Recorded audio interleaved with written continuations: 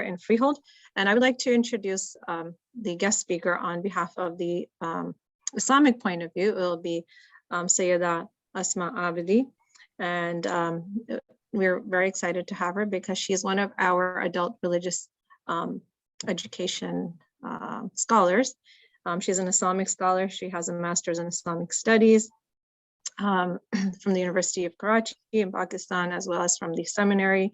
She has studied for over 5 years in the seminary, as well as she has a degree in early childhood education and computer science. So, and we're very excited. She's one of our scholars online. So welcome, Sayyida Asma Abidi.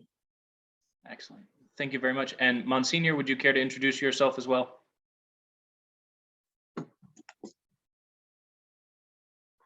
I am Msgr Sam Sirianni. I am the pastor of St. Robert, Bellarmine, the Co-Cathedral of the Diocese of Trenton here in Freehold. And I will be doing a tag team presentation with my pastoral associate, Jen Elsensohn. Did I say close? It? Close. Is it getting better? I was going to say you get better every time, Monsignor. Okay. Yeah. And I'd say Jennifer, but I only say that when I'm aggravated. But I look forward to our discussion, and I really enjoy these times to share our insights, our teachings, and our heritages. Thank you. All right. Well, having met our team for the evening, I'd like to turn things now over to Rabbi Lois. And as you all know, our discussion this evening will center around creation stories in our faith traditions. So Rabbi Lois, please feel free. I'm here. Okay. So, good evening, everyone. So as you just heard, our topic this evening centers on 3 words: creation, Adam and Eve. And I will be speaking by placing Adam and Eve into a singular category of humankind. And I'd like to ask your forgiveness. It is just easier to use male gendered words, only because switching back and forth between genders gets very confusing and hard for the speakers. So just know I like to be really inclusive, but it becomes hard when you're presenting and you're going back and forth. So. To many, a key tenet of Judaism is taking care of others. And 36 times our Torah instructs us to care for strangers, the widow, the orphan, and all others who are in need. And Judaism says when we notice and care for those in need, we are making a more perfect world. In Hebrew, we call this word tikkun olam, making a more perfect world, of bringing the world. It's a process of bringing the world to a more perfect state. And some think that the imperative to make the world better, a commandment, say, to make the world better, comes from the section of Torah or the section of Bible where it's just chock full of commandments. And we are in that reading cycle right now where we are reading from Torah on Shabbat, and it's just commandments after commandments. But it turns out this particular imperative to make a better world for ourselves, I found that it comes out of this opening chapter of Torah, where our discussion this evening is centered. So as Jewish teaching explains, within the story of creation, man is given a first obligation, a responsibility, you might say, to actively make the world better. In the beginning, it says the very first words, in the beginning, God created heaven and earth. In Hebrew, Bereshit bara Elohim et hashamayim ve'et haaretz. And we know, I'm sure we all know the creation story well. It's a most vivid picture. You know, the heavens are separating from the waters and the heavenly bodies are placed in their location and animals and plants are created.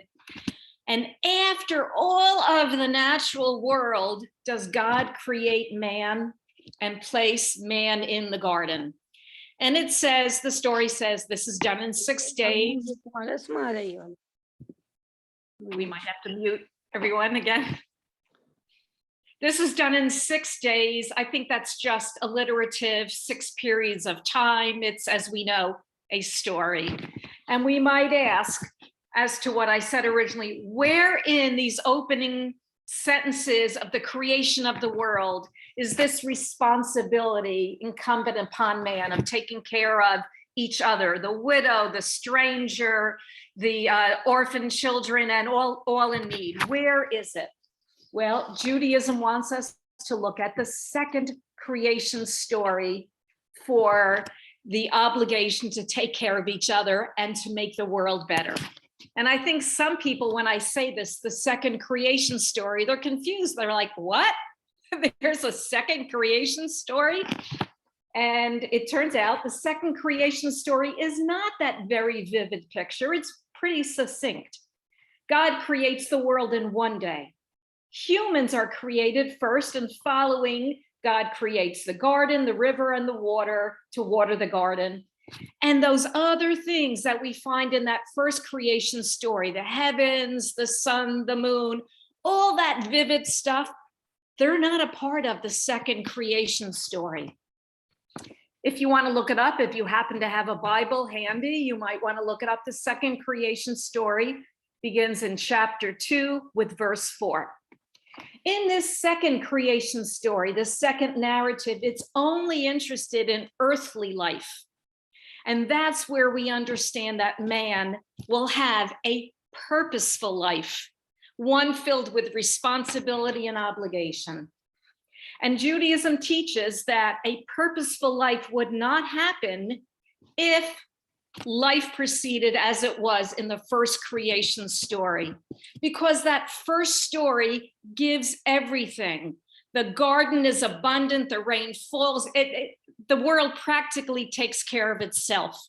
The animals are at man's beck and call, and God keeps saying, all is good.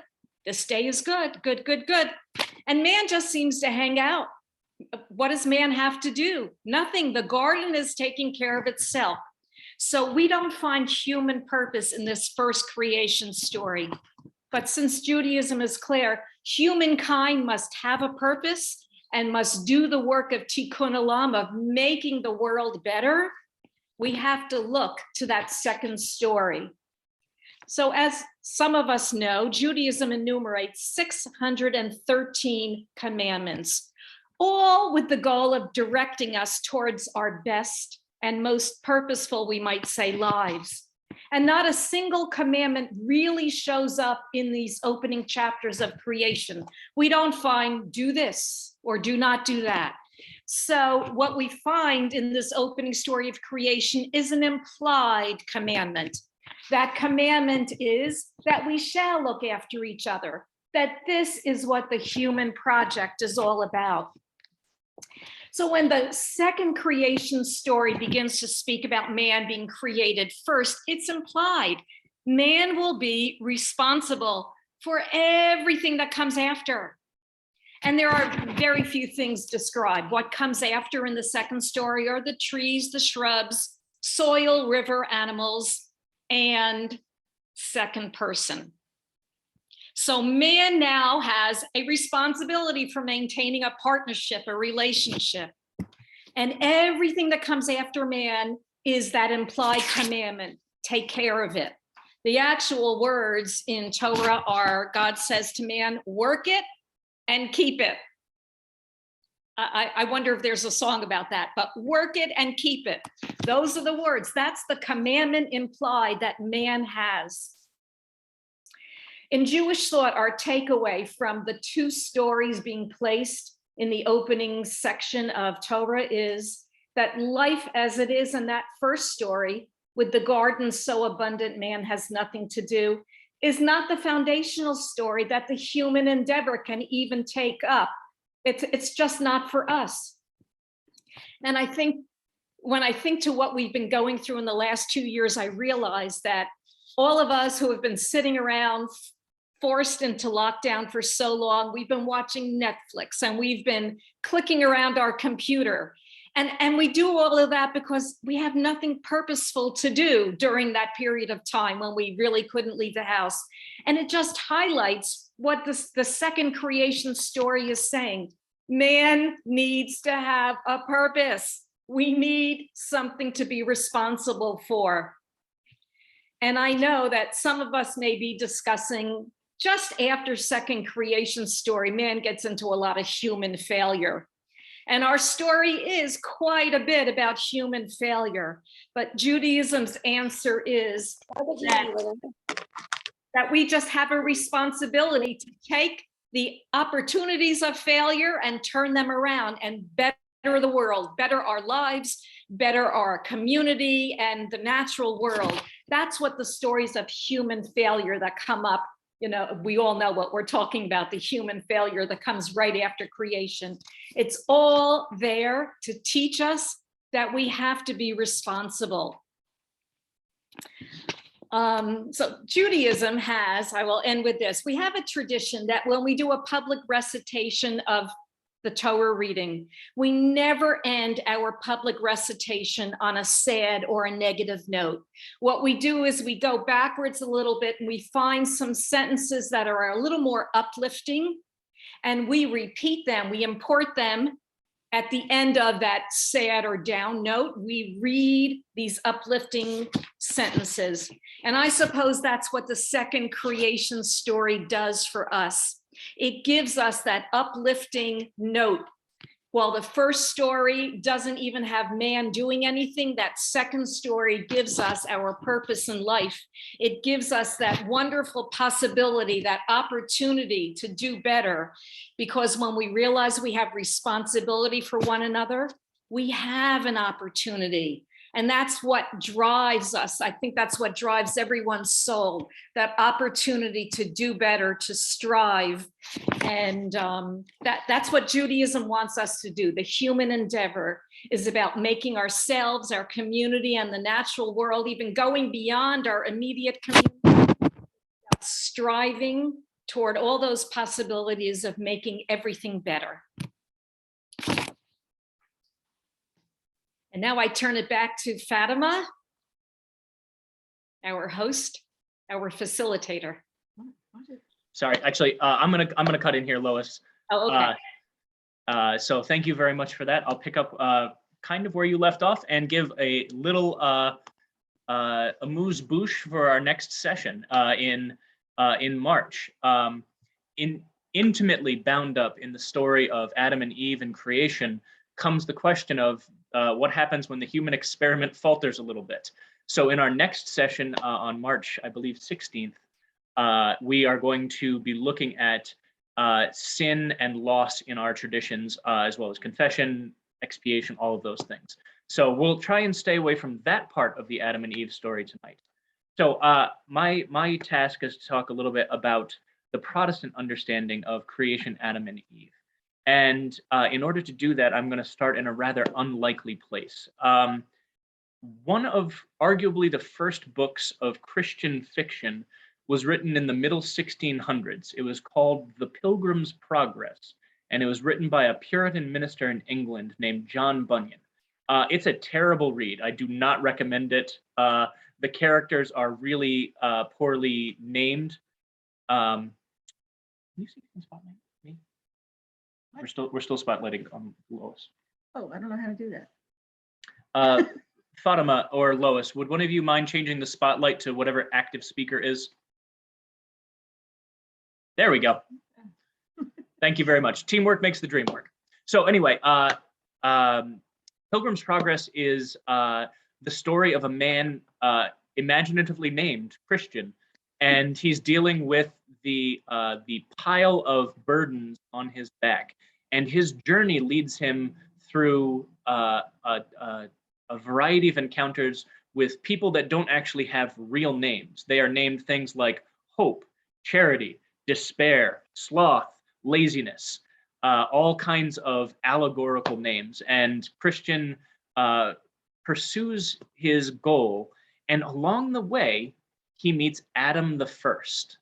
And Adam the First is understood to be Adam who was created by God in the garden, as Rabbi Ruderman just told us some of that story.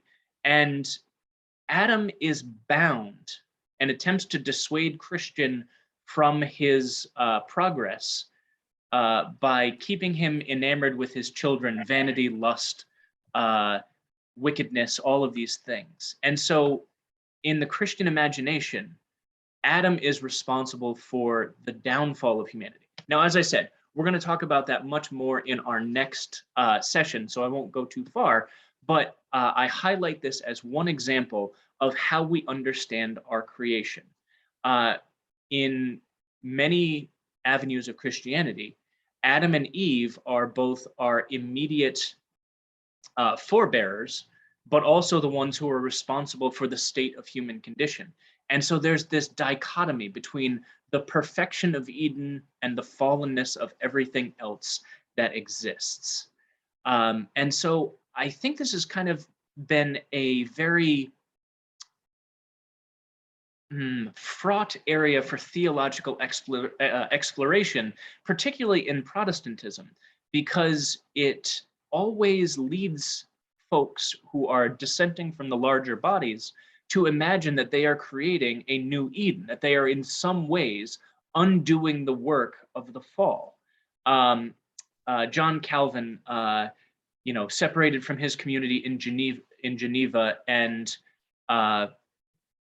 attempted to build a better way of worshiping.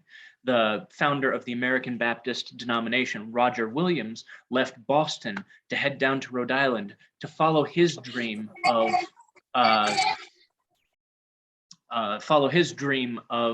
building a better society. Doing that work even though they would not have used this language, doing that work of repairing the world, the Tikkun Olam that Rabbi Ruderman alluded to.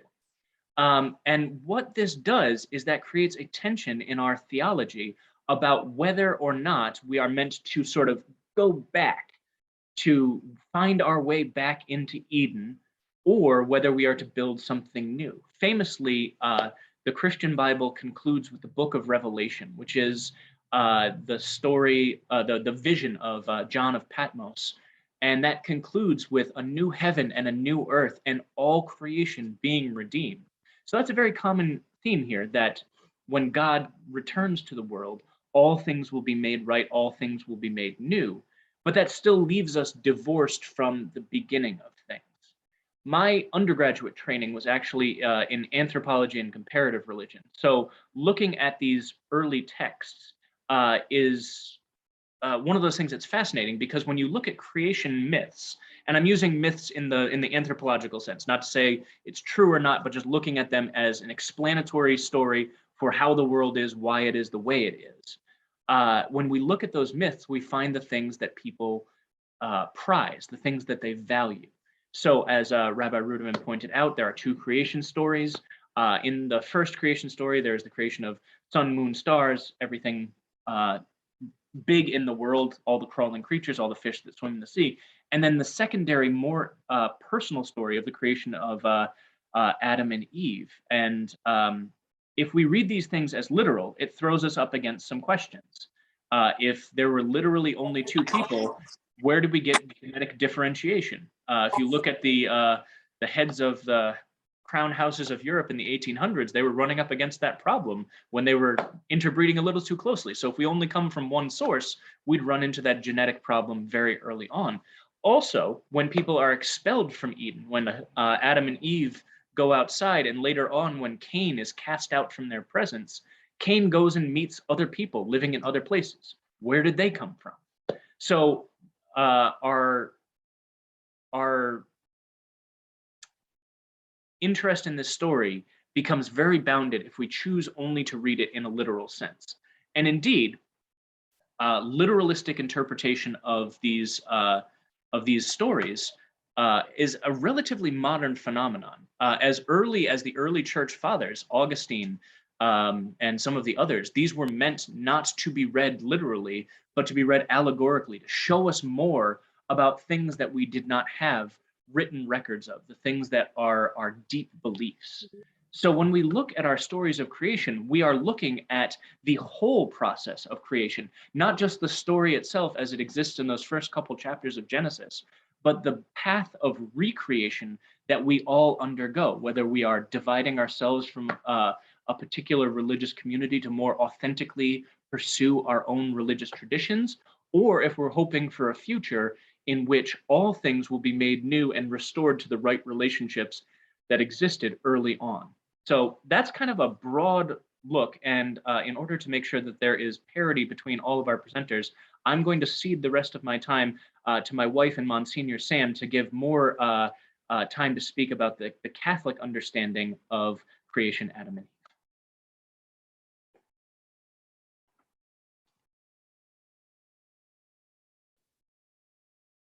Thank you. Thank you very much.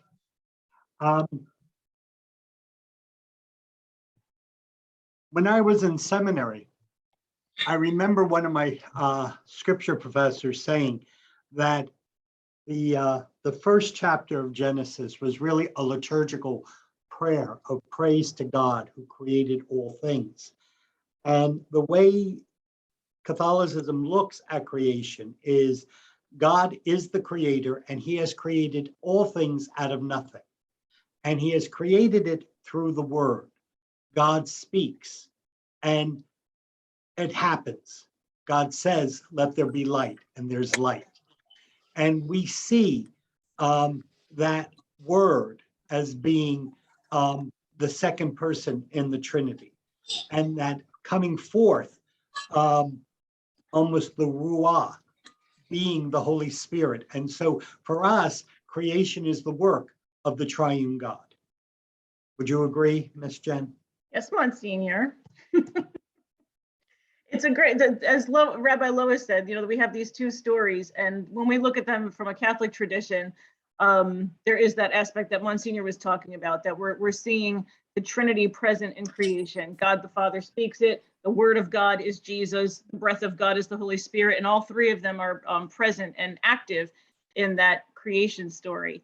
We also see, as Rabbi Lois pointed out, that humanity is created together. In the image and likeness of God, he created them, male and female, he created them, and he told them to be fruitful and multiply, fill the earth and subdue it, have dominion over the birds of the air, the fish of the sea, and the creeping things that creep along the ground, giving us, again, as Lois said, purpose, but giving us two major commandments. That first, we are understood that we're supposed to live in community, that relationship, both with God and with other human beings, and with all of creation, are all tied together. And that's what we really kind of get from that first story. I mean, there's a lot to get from that first story, don't get me wrong, but those are kind of the highlights that Monsignor and I were discussing, before this. And that sense that participating in creation, procreation, is participating in the creative activity of God. But also when God gives us that command to have dominion, he doesn't mean abuse and use and whatever you want to do. We're given a stewardship of God's creation and told to take care of it the same way that God would take care of creation. And that's what we understand from that first story. Go ahead, Monsignor. Also, I think from the first chapter, we see the perfection of creation to be that invitation to a right relationship with God, and that the fall, which we'll talk about in March, is the rupture of that relationship. Also, in the first, we have the creation of both man and woman at the same time. And so man and woman are created in the image of God. I think there's a tendency down through Christian history to see man as created in the image of God and woman as kind of a byproduct. And yet the reality is when you look at that, although, and I understand Rabbi's concerned about trying to be inclusive, and you did a wonderful job explaining that, but the reality is both man and woman are created in the image of God. And that image is not necessarily God looks like a human being, but that we believe that all our traits, all our things that make us human as far as compassion, love, respect, our dignity, all help us portray the image of God. They're all there. Both masculinity and femininity are found in the Godhead because we are a reflection of that God. Yes. And in the second story, which is really the first story, I love how they flipped them, but the second chapter is older than the first. There's a different order of creation, as Lois said, but we also see that interconnectedness there, that need for one another as human beings. Adam was given all the animals to name. God was like, oh, he needs somebody to hang out with, so he gave him all the animals, and that was fine. But also I love that because it shows us how much animals mean. Like, I love animals, and it's just every time I see a cow, I'm like, oh, a cow. If I say a horse, I'm like, oh, a horse. Anything, a bird, I don't care. I love animals. And I see that that's something that God instilled in all of us, to have that natural love for the created order, for animals, that they are supposed to be somewhat of companions to us, even chickens. And but they're not the perfect, what is that? The suitable partner. They're not a suitable partner for us. And so we see that, I think that by splitting that up, creating Adam first, and then bringing Eve into the equation, we see that deeper understanding of how we need one another. We need community.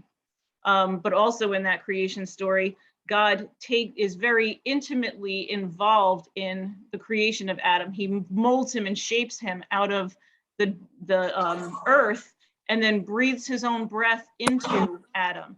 So we, in the Catholic tradition, we understand that the Holy Spirit, God's breath, lives in all of us.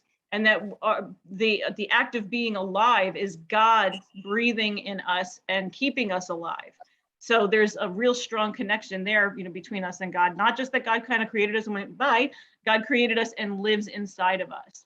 And so that plus that illustration of how important it is for human beings to have one another, and how very connected we are. So much so that a man leaves his father and mother and clings to his wife. We see that, illustrated very clearly in that second story. And of course, I can't wait to talk about chapter 3 because that's my favorite. But go ahead, Msgr. And a lot of what is in the first 2 chapters also is part of the foundation of our theology of natural law, and also our understanding of marriage and nuptial love. And therefore we see even, and just to touch on the fall, because us Catholics love sin. We're good at it. we're very good at it. But it, even when the fall happens, and Rabbi, I enjoyed how you said, you don't want to end a Torah portion on a negative note. So you kind of turn it, kind of bring another verse in to kind of remind people that it might be a low moment, but it's not the end of the story. And for us, we find in the fall, God saying that there's still hope. There's still hope. And especially when he reprimands the serpent and says, you will strike at his feet and he will strike at your head. And probably one of the most powerful icons in the Western Church, at least, is an image of Mary, the Mother of God, who we believe is the new Eve, while her son is the new Adam, and she is crushing the head of the serpent, which echoes back to what kind of messed up our relationship with God to begin with. I know we could say a lot more, but I think it's Fatima and Asma's turn. But we're going to have a lot more to say about chapter 3 in the next one. That's the best. That's my favorite story, besides a lot of the other ones. Oh, yeah. But I love that one. It's so hopeful. All right. And before we turn it over to Asma, I see that Tasneem Haider has his hand up. Folks, if you want to ask questions, we're going to take them all once all the presenters have spoken. But if you want to speak at that time, be sure to put a hand up. Or if you can't, if you think you might forget something, feel free to enter your questions into the group chat, and then we'll go through those when we have a chance to turn it over to all of our presenters. So at this point, I'd like to turn things over to Asma. Okay. And I will. Okay, Hanum Asma. Let's spotlight to you. Okay. I know we have quite a few participants also from the Muslim community who are here. So I'd like to welcome all of you for joining us in this program. And if you have any questions, again, you can ask it at the end. So what I'm going to, again, introduce Hanum, Sister Asma. She's our scholar. She's the educator for our mosque online. She does it for the Islamic Center in Freehold, Beit Wali Yasser, Imam Zamana Foundation, as well as for many other congregations throughout the US, especially and the Midwest. And so I would like to ask Sister Asma to begin. Thank you, Sister Fatima, and all the team. Especially, I thank Pastor John and his wife and all the presenters. Thank you very much for organizing this gathering, and I really want to thank you all. And we should arrange these kind of gatherings more, because I think we have a lot of commonalities. So that this is a good attempt, and I especially thank all of the team who is involved in this organizing this event. So as my topic for today is the story of creation of Adam and Eve. So first I want to know, I want to shed light about the commonalities between us. Sister Fatma, can you tell me that if everybody can see my screen? Yes, I think we can all see your screen. Thank you. Okay, thank you. Okay, so as I just mentioned, that we have more commonalities than differences, and we have a very famous saying from our Imam after the Prophet Muhammad sallallahu alaihi wasallam, Imam Ali. He said, "People are enemies of what they don't know." So if they know about the commonalities, and then it will be more beneficial. So because people don't know, so that's why I encourage these kind of gatherings. So we should know our commonalities more than differences. So let's begin. So about today, as you see, very interesting topic, and all the these presenters have mashallah did it in a very nice way. So it is the common beliefs about the Adam and Eve. So I will just shed light on the common beliefs, and then I will mention the Islamic perspective of the creation of Adam and Eve. So, but first of all, I want to shed light on commonalities. So in all religions, only through the power of God, life began upon the earth. As we don't believe in other, like Big Bang theory or the Darwin theory. So our beliefs is that the power of the God life began upon the earth. He created, and God is the sole architect of human creation, and it is who created Adam and Eve. And more about how he created Adam. So he created Adam with the dust of the ground. And I will mention several verses from the Quran. And also Adam was created first, and then God created Eve from him. So Quran does not mention the details, but there's a concept that Adam was created first and then God created Eve from him. And Adam is the first man on the earth and Eve is the first woman. And all people in the world are the children of Adam and Eve. And Adam and Eve lived in paradise in the beginning, and then the story is common. Then the God forbade them from a tree in paradise. In Quran it is called shajara, and in different I think it is there are different names in other religions. So, and then as I am talking about the commonalities, Satan deceived them and made them eat the fruit of the forbidden tree. And there were different versions. Maybe there's a serpent, and among the Christianity, but in Quran, the word Satan deceived is used, like Satan deceived them and made them eat the fruit of the forbidden tree, and consequently they were sent to the earth and were deprived of paradise. So these are the common beliefs among all of us, Christian, Jews, and so these are the, and there are some differences, but first of all, I just mentioned the common things, and now I will shed light on the Muslim perspective or Islamic perspective, that how did Adam create Adam. So these are the verses from Quran, that we created man from sounding clay, from mud molded into shape. The other verse is, he began the creation of man from clay and made his progeny from an essence of fluid.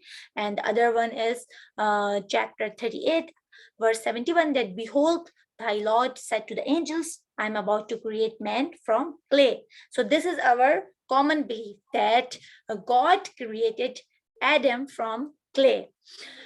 And then about the creation of Eve, and Quran also clearly states that Allah also created Hawa, Eve, with his hands from the same nature of Adam. This is the verse, like, who created you from a single person, created of like nature his mate, and from them, and about the progeny, scattered like seeds, countless men and women. So all the children are the children of Adam and Eve. And the purpose of creation of Adam in Quran, Allah created Adam to represent him on earth. As you can see the translation in this ayat, in this verse, that I will create a vicegerent on earth, they said. And then, the angel said that, oh God, then they will make mischief therein and bloodshed, and we celebrate and glorify you. The angels were saying to God, and he said, I know what you don't know. God said that. As you can notice, that the angels said that we are more eligible to be your vicegerent. But God said, before Adam's creation, Allah announced among the angels that he's going to appoint a vicegerent on earth. And then, the angels asked God the reason why he chose man as his vicegerent. And then they had been seen. And why the question arises here is, many people can think that why the angels were saying that they have seen that the man will, make bloodshed and mischief. So how come they know? So because they had seen other species on earth before human beings. And that there are so many names and traditions like jinn or nisnas who committed mischief and bloodshed. That's why the angels were asking that, oh God, why are you creating Adam? Because in the past they have seen that. And according to the scientific research, scientists have found some million years old fossils claiming that they belong to humans, but even before the creation of Adam. The fossils, but they originally should be remains of those species who resembled human beings, but they were not human. That's why the angels were saying, and then God said, you don't know what I know. So, and then in the Muslim perspective of creation of Adam is that God chose Adam because of his knowledge, and then this is the selection of God. And he said, oh, Adam, when the angels, when angels made that comment, then God said, oh, Adam, tell them their names. When he had told them, and God said, did I not tell you that I know the secrets of the heaven and earth, and I know what you what you don't know? So because of then when angels were saying that that why you don't choose, why you are not choosing us and you are choosing a man, so Allah, God created like a kind of exam, and then he asked the names of some things. So knowledge was the criteria. That's why God chose Adam, because of his knowledge. It is God's selection. So in the response, Allah asked and proved that Adam is more knowledgeable than them. And the question was about the characteristic of Adam as some of who commits mischief in the past. That's why angels were asking. So we also know the moral of this, that if anybody is God's representative or vicegerent, then the criteria should be the knowledge. So because of Adam's knowledge, Allah chose, the God chose Adam because of his knowledge. So and God said Adam is knowledgeable, which means a knowledgeable person will never commit mischief and bloodshed. So only ignorance cause mischief, wrongdoing, bloodshed, violence, and terrorism. So this is one of the moral then that we can learn from this. And then all the angels, prostrated to Adam except Satan. This is the verse that we said to the angel, bow down to Adam, and they bowed down. And but not Satan did not, and he refused and was haughty, and he was of those who reject faith. And so in most places, Quran mentions Satan while speaking about Adam and Eve. So a lot of in discussions, the name Satan comes. And science, the mankind is the best creation of Allah. He orders the angels to bow down for Adam as respect because of his knowledge. And all the angels bowed down to him, but the Satan refused, and Satan claimed to be better than Adam and rejected God's selection. So, and then, they lived, then Adam and Eve were living happily in the paradise, and there was a forbidden tree, which is the common story that, oh, Adam, dwell with your wife in the garden and eat all of the things, but do not approach to that tree. And the paradise was on a special place on this earth. So there are also numerous, traditions that where was this paradise. So that was on a special place on this earth. And God said that you can eat everything, and God stopped them from the tree, but not the fruit, right?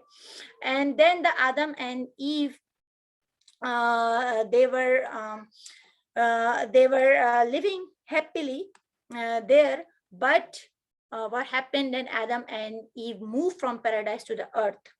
What was the reason? So the reason is Satan made them slip from their mind, and get them out of the state which they had been. So Satan deceived both Adam and Eve by swearing to God that he was right, because because of his animosity towards Adam, he just deceived both of them, both Adam and Eve, and Satan made them eat the fruit of the forbidden tree. And then the God admonished Adam and Eve for not following his advice.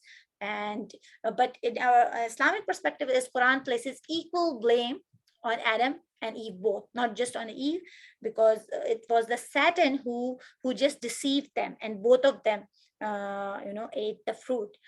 And so it's the other concept which was of importance is that did Adam commit a sin? Because we have a belief, according to Islamic belief, Adam was a prophet, and prophets are infallible, so that they cannot commit sins.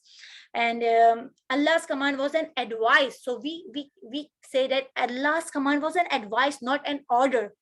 So Adam did not disobey Allah, rather he only caused harm for himself. He just, it slipped from his mind. He did not purposely perform the sin or disobedience to God. And Allah had forbidden them as advice that from going towards that tree and not eating the fruit. They did not go to the tree, but it was better for them to obey Allah by refraining from the fruit, because Satan did this and he offered them and he deceived, offered the fruit. And then, and even there is a verse in Quran that said Adam forgot, did not say about the Adam's disobedience. The Quranic verse said, is mentioned about the Adam forgot, and we saw no determination of sin from him, because according to this belief, prophets, all prophets are infallible. So according to Quran, God has already decided before the creation of Adam that mankind, Adam and his progeny, would be placed on earth, and Islam does not ascribe mankind's life on earth as a punishment, rather as a part of God's plan. So it's already in a plan that after after some time, eventually Adam and Eve has to go on the earth and lead their life there instead of paradise. So it was already the part of the plan. It was not due to that sin. Because Allah, when created Adam, the purpose is to make a vicegerent on this earth. So, and then after that, Adam repented and Allah forgave him. So there is a verse that they learned that Adam from his Lord, the words of repentance, and then Allah forgave Adam. So why did then the question might arise then if Allah forgave him, then why did Allah admonish Adam, and why did Adam ask for forgiveness if he did not commit a sin? So according to like a lot of traditions, it was not a sin, as I mentioned. It was just advice, and he did not do Adam did not commit the sin purposely. It was just he just forgot the advice. So it was not a sin, but an act that was better to avoid, considering his position. He has high status of position, like prophet. So and he has the position like as the vicegerent of God on earth. So if some ordinary person had done it, Allah would not admonish him. Imagine if Pope or someone in his position appears in public wearing shorts only, people will not accept it, even our Muslim scholars. But if some ordinary person does it, no one will mind. So according to the status of Adam, which he had, he should not perform it. So but that was not a sin, but an act that was better to avoid. And then then the children of Adam and their regarding the children of Adam and their diversity, Adam has been mentioned by Quran in Quran 25 times, and the term children of Adam, Bani Adam, is used in Quran several times for human beings to give them the sense of global human brotherhood. And so that so there's diversity and there's a sense of global human brotherhood, and all people are a single human family, and their diversity is one of the wonderful signs of God. And as you can see in this verse, and among his signs is the creation of the heavens and the earth, and the variations in your languages and your colors. Verily, in that are signs of those who know. So who acknowledge these signs, they can understand why there's diversity, there are different colors, but all of them are created from mud, the same clay of Adam. And then his progeny is children of Adam, and we created you from a single pair. So regarding the creation story, there's a verse that we created you from a single pair of a male and a female and made you into nations and tribes. And so you know each other. And verily the most honored of you in the sight of Allah or God is the most righteous of you. So the criteria is righteousness, is not among the color or the status and anything else. So all human beings are equal in the sight of God. There are no classes and no status. Only the people who are pious, nice, and kind have more respect in the eyes of God. And regarding the children of Adam, we have honored the children of Adam and carried them over land and sea and provided them with all the good things and preferred them with a complete preference over many of those we have created. So all the concept is all the children are the children of Adam and Eve. And regarding the creation of Eve, that then husband and wife are one soul filled with like they are one soul, like they are created. It is also so they have the equal status. And among his signs is that he created for you mates regarding the creation of Eve. So Islamic perspective is that they are mates from among yourselves, and so that you can have tranquility, because when God created Adam, he was alone. So in order for his for his tranquility, he created Eve. So the mates today, the purpose of the marriage or the mates is also that they find in each other tranquility. And he has put love and mercy between your hearts. Verily, they are the signs of those who reflect. So this is about the husband and wife are one soul filled with peace, love, and mercy by God.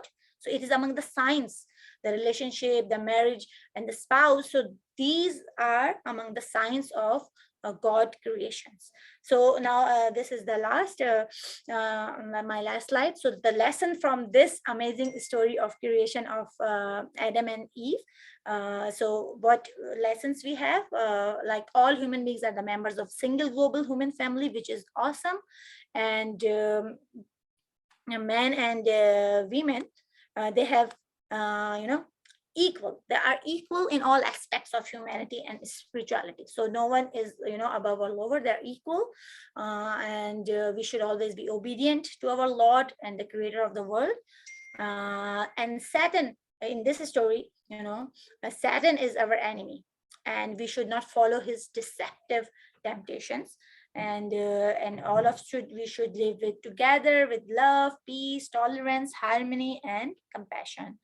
And even our differences or diversity is a blessing from God, and we should appreciate it. And no one is superior than others except with piety and righteousness.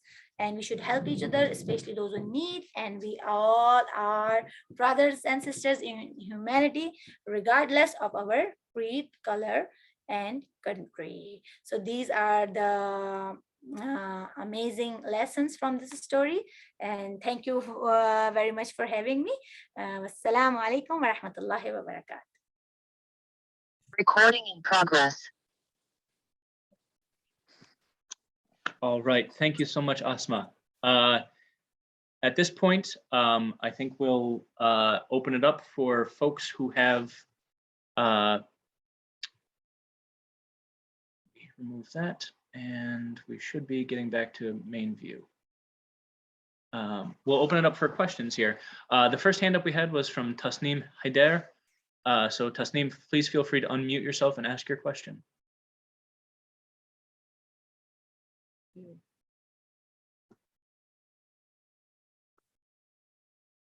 Tasneem, could you unmute yourself, please? I believe, there are some elderly ladies, I think because of technical difficulties, they don't know, and by mistake, I think their hands are raised. Oh, okay. Thank you. That's not the first time we've seen that. Yes. And then in that case, we have a question from Margaret Rogers. For those of you who don't know Margaret, she is the chairman of the council here in the borough. And she asks, what is the difference between the Quran and the Bible? Good question, Margaret. All right, maybe. So how about we? Well, I was going to say, how about we let Rabbi Lois speak to that, as her tradition has the oldest parts of what is known as the Bible, and then we'll tip it over to Fatima for a response. Lois, you're muted. Okay. There you go. What is the difference? I mean, there are different foundational stories that people pass down through generations. We know that the Bible was orally transmitted for generations after generations, and it was finally codified, written down. And not every story that was told through the generations made it into that final codified package. And in Jewish tradition, we have additional compilations of literature that contains some of those excess stories, as well as new stories that were created with future generations. I do believe that Pastor John, you can speak to the fact that the Hebrew Bible in your tradition continues on with other literature that the Hebrew Bible does not accept, does not have as part of our traditional literature. So just know we have our holy text is the Hebrew Bible. And as I said, the other bits of stories and literature have been put into ancient compilations.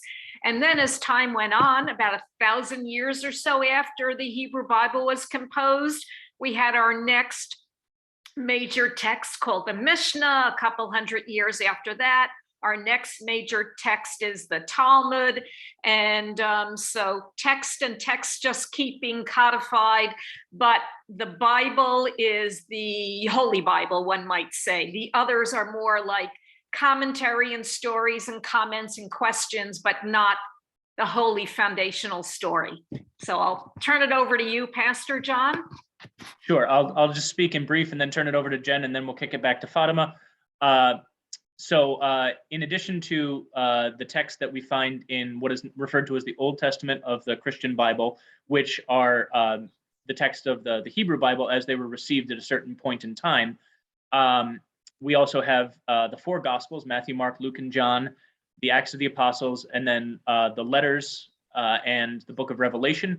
All of those were codified over a couple hundred years, and the discussion about what was in those, what was a valid part of the Bible, was not settled up until a very late point in history, up until the 1600s. And it's worth noting that Protestants and Catholics actually use different versions of the Bible, because there are some intertestamental books that are not accepted by Protestant churches as the same type of authoritative, and yet they're included in the Catholic Bible. Like we have the book of Tobit, the story of Tobit from Jewish tradition, but part of the Bible. We have you have the Maccabees, both Maccabees, Wisdom, the book of Wisdom, a bunch of other like really great books that they're missing out on. Hey, I can buy books anyway. And so that gives a real rough overview of the Hebrew and Christian Bibles. So Fatima, if you'd like to talk about Monsignor wants to throw in. Oh, Monsignor's got to say one thing, and then Fatima. Yes, Margaret, the basic difference is the between the two books, or really we can even say three books. There is the Jewish Bible, there is the Christian Bible, and then there's the Quran. The Jewish Bible speaks of God's interaction with the Jewish people. The Christian Bible, whether it's the Catholic or Protestant, Ethiopian or Orthodox, speaks of Jesus as the Son of God. So he's human and divine. And the Quran speaks of God, who they recognize the different prophets. Jesus is a prophet, but he's a human being. So we share some stories, we share some texts or understanding, but the thrust, I would say, are different. And we can respect that difference and see where we do have our common ground. Okay, so I will add, and I'll ask Sister Asma to add in as well. So first and foremost, as Muslims, our primary text is the Quran, which we believe was revealed to the Prophet Muhammad, peace be upon him and his family. And as Muslims, we also respect the other holy books that came before. And some of the common ones that are mentioned in the Quran are the, sorry, let me make sure everyone's muted.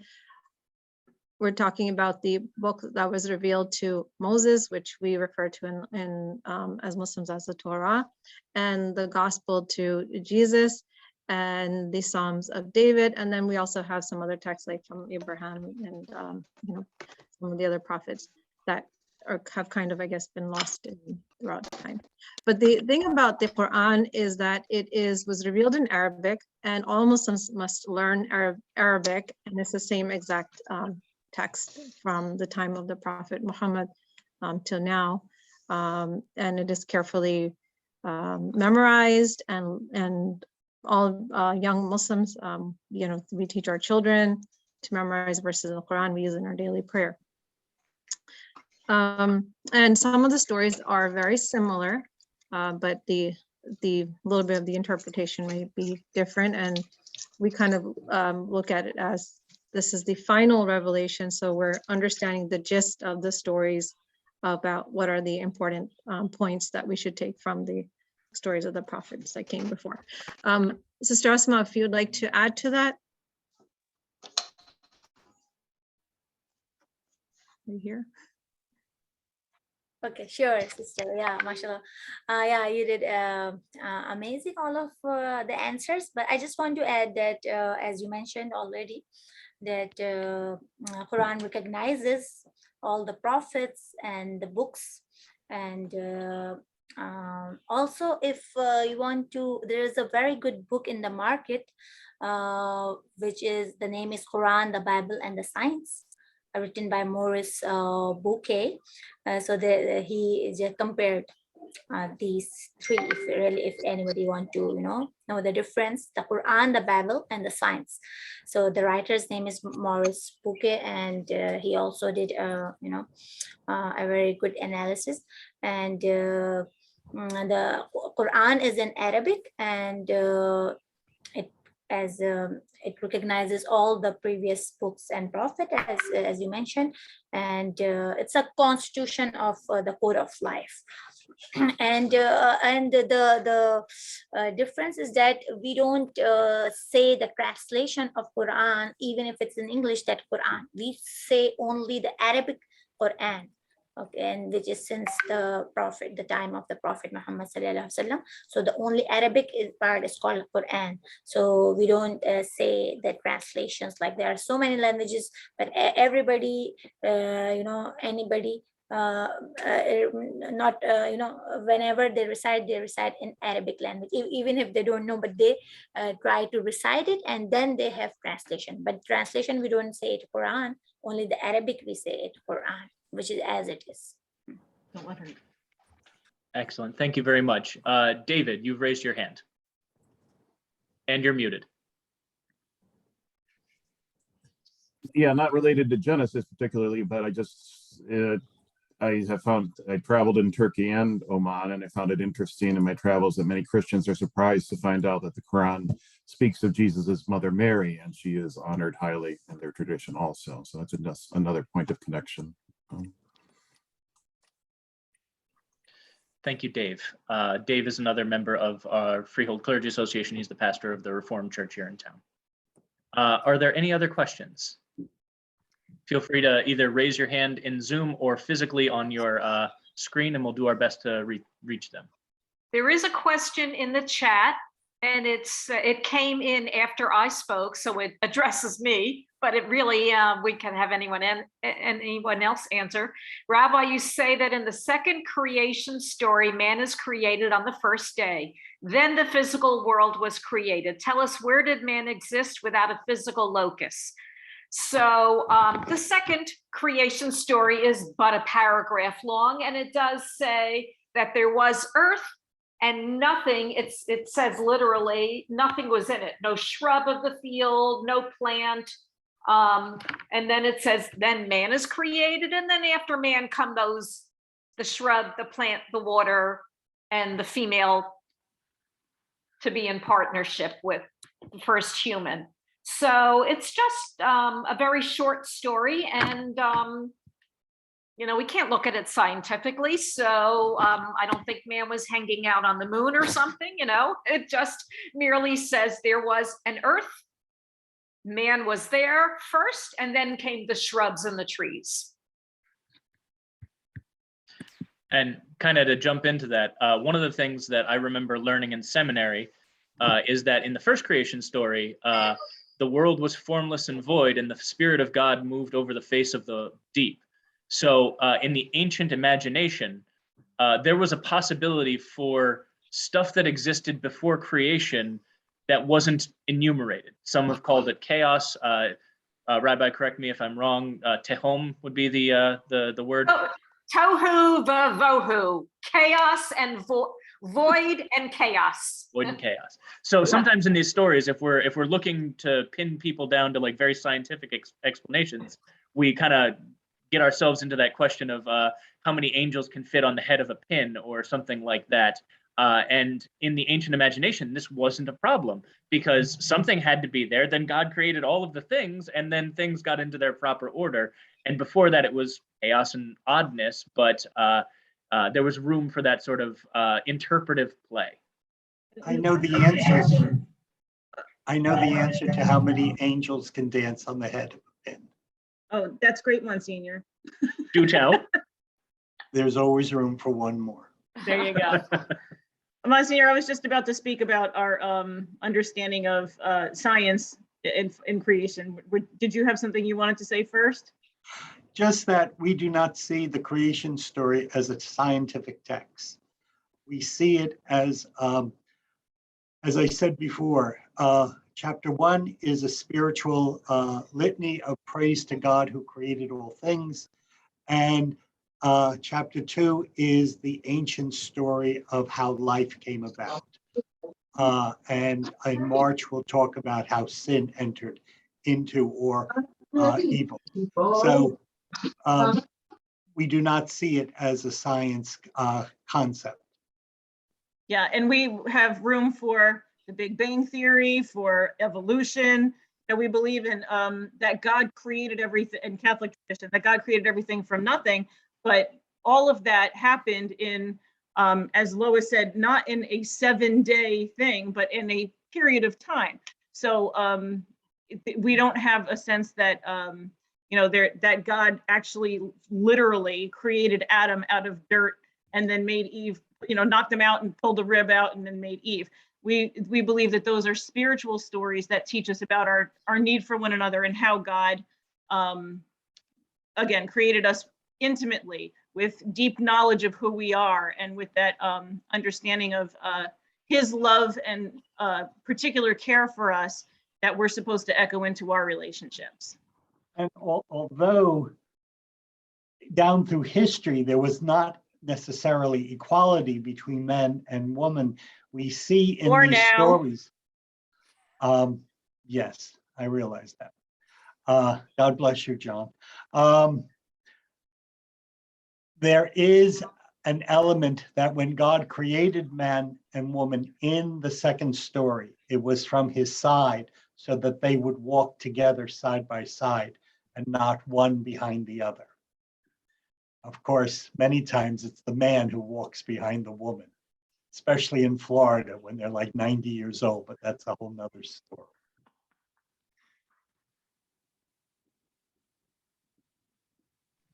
Dave. So just another piece about that story about Adam needing a partner. I don't know the exact Hebrew word, but it is also translated helper. And so somehow often it's viewed that the woman is subordinate to man in some way, or it's secondary because she came along second, or she was his person to assist him. But it's interesting to note that in scripture, the character, the person who is most often referred to as the helper is God. And so to be a helper, to be a partner is not an inferior status. So I found that a helpful discovery not too terribly long ago. So thank you.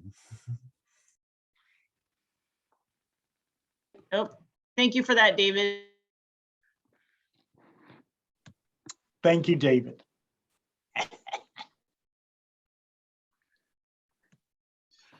Are there any other questions? Oh, I just wanted to add something about the creation from dust. Just from what I've read and learned about, it's about God creating Adam from the organic elements that are within the earth. Like we're made of the same composition of what the earth is made of. So like, you see all the different elements within us and so on. I will defer to Rabbi here on this one, but I believe in the lexicon, Adam means both the individual and humanity, mankind, but it's also lexically tied to Adama, which is earth. Is that correct? They're all the same word, earth or dust, man. The current word in Hebrew for, in modern Hebrew usage is Adam for both man and ground and well, not dust anymore, but yeah, man and ground are like the same word, Adam. I do see another question came in the chat earlier, and it says about human responsibility. The person says, we know we're all equally created in the image of likeness of God. Does Judaism believe in this as well? Yes, we actually have we have Hebrew names for everything. So the Hebrew name for the image of God, B'Tselem Elohim, and we likewise believe that mankind, man and woman, and every kind. Nowadays we have other words also, non-gendered people, etc. Humankind is created in God's image, B'Tselem Elohim. So we have the same concept as Imagio Dei. Image of God. Yeah. And there are, now's not the time at the end of our program to discuss what does it mean to be created in the image of God, but there are lots of things to say. Yes, there are. We want to thank Saeed for making that comment. So much in common, except for a few details. As I think Fatima said in the beginning, somebody did, that we're really about finding common ground and showing the commonality between our religions. There's a lot more that unites us than divides us. So thank you for that comment, Saeed.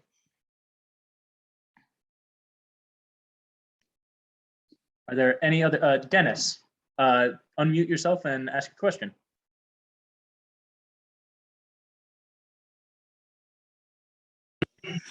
Yeah, the science says the Earth is 4.5 billion years old. The Old Testament, and science also says that Homo sapiens are around 200,000 years old. A big gap between 4.5 billion and 200,000, and the Old Testament was written around 1200 BC, and that's when faith began. It seems like there's a lot of time in between, even man at 200,000 years old and the Old Testament at 1200 BC. How do we understand, or what do we believe happened during all that time? If I could take a crack at that quick. Yes. One of the things that has come up in theology classes when I was taking them was that Adam and Eve represent the humanity when they became aware. When there's, like I said before, there's room for evolution in Catholic Christian understanding, and so Adam and Eve may represent humanity when they first became aware of God and when they first became aware of their actual humanity. So it could have, Adam and Eve could have happened many years after the first Homo sapiens, right? Sure, and I mean, an important thing to know about all early religious texts is that, the stories that are being told, as Rabbi mentioned, had been repeated orally for many, many years before they came to a codified form. So, I mean, think about any of the stories you all learned as children.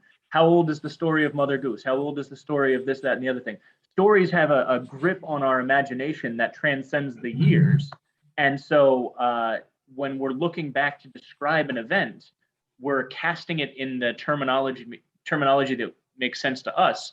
But the story of Snow White or Blanca Nieves, is as it's told in currently in Latin American diaspora, is radically different than the Walt Disney version from 1938, which is radically different from the version that the Grimm brothers wrote down in the 1800s, which is radically different from the versions that existed throughout Middle Europe for all that time. So the stories and the focus may change, but they're all pointing us towards something that we can recognize. So at least in my opinion, and in some of the more sort of mainline Protestant traditions, it's less important to pin it down to specific times and places than to ask what these stories are teaching us. Okay. Go ahead, Monsignor. If I could just also add, when I was in high school, in our kind of our CYO class, the priest at the time shared with us that when we look at creation, what would be the power of God? To have God just snap his finger and everything falls into place, or really to begin in freedom the process of creation and let creation develop, unwrap, and be revealed. And therefore, is it millenniums and the power of the universe that continues? And I always found consolation in that, because a very important element in the creation story from the Catholic point of view is the freedom that God created all things. So he did give humanity the freedom to either accept what God asked them to do, or reject it. And of course, we'll discuss that in March. But God creates in freedom, and therefore, how this plays out in our lives even today is when people come to me and they say, Father, how can an innocent child have a terrible disease? Why did God do that? We want to kind of give God these strings that he pulls, or, to keep, everything going. And yet that's not how God works, or at least that's not how I believe God works. Mm-hmm. He works within creation, and God is present because he creates in freedom. And in freedom, nature has its elements, and sometimes we find ourselves either blessed by nature or we're giving a cross by nature.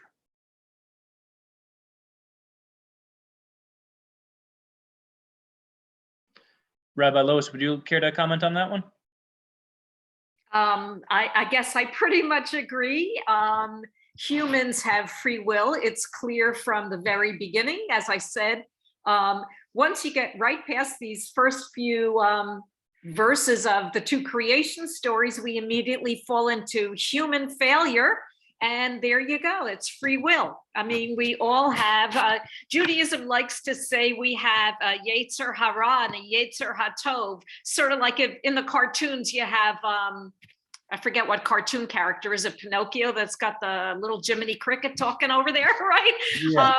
But we have within us human capacity for both evil and good. It's just built into human nature. And it's our job as free people with free will to make sure that one predominates over the other. Thank you. All right, folks, I think we have time for one more. Before we do that, Fatima or Asma, is there anything you wanted to say on that? Yes. Yeah, very good. Regarding the free will, so in our there's so much so common, like Brother David also commented about the Lady Maryam. So we have in Quran the whole chapter of that related to Lady Maryam, and a lot of respect and honor for her. And apart from that, also regarding the free will, God created us, so there are if we can see the intellect of the faculties of soul. So if you want to be in the higher status, you can even go higher than the angels. And another intellect of the soul is desire. And if you go lower, so much indulge in desire, then you can even go lower than the animals. So it's upon your, you are free, and it's upon you what you are choosing and control on your soul and everything. So these are also very common practices. Thank you. Dennis, do you feel like that answered your question? Yeah, there was some good answers. Yeah. Great, yeah. Thank you. I'm looking forward to the next session. Awesome. Okay. I see Margie's raising her hand. I think that's Margie. If you'll unmute yourself, I think this will probably be our last one tonight. I did. It's really not a question. It's more of a thought. you think of the 7 days of creation, and in our minds, it happened literally. I can't place a day in the world of God who has existed forever. So who are we to determine what a day is for someone who has existed forever? That was done for us to understand by those who wrote it for us from the interpretations or the influence of God. But I don't think I'm important enough to say to God, you did this in exactly 24 hours. I didn't think it worked like that. I think he took his day to be whatever his time is, not ours. That's all.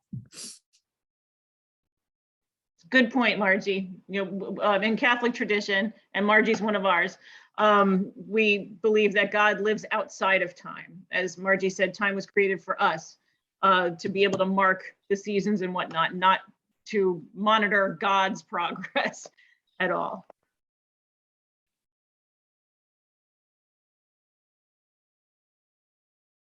Okay, All I right. think that's it. All right. Well, thank you all for coming, everyone. Thank you for your thoughtful questions. Thank you for your respectful tolerance of all of our technical difficulties. If you're interested in going back and hearing any more of what was said here, this will be uploaded in the next day or so to the Freehold Clergy Association's YouTube page. There you can also find past presentations by the Children of God discussion series, the Pub Theology series, as well as many of our interfaith events. Just as one brief bit of note-taking before we go, I did misspeak at the beginning. Our next event is going to be on March 23rd, 1 week later than I said, and that will discuss sin, confession, and reconciliation in our faith traditions. Again, that will be 7 o'clock, and due to all of the hiccups that we had with pre-registration during this time, it will just be a straight link. So all you have to do is click and join us at 7 o'clock on the 23rd of March. And that link has not been put out yet, but we will be putting it out in the next few weeks. Okay. Just Very good. those of us who send out a monthly bulletin before even the first of the month, if we could have the link, if that's March, if we could have the link the end of February, so that we can get our March Lois, bulletins going. At the conclusion of this, I'll make the link and it'll be available for our meeting tomorrow. Okay. Thank you very much, everybody. It was fun. Thank you all very much, and we look forward to seeing you next month. Very interesting. Thank you. God Good bless. evening. Good night. Thank you Good very night. much. May God bless all of you. God bless you.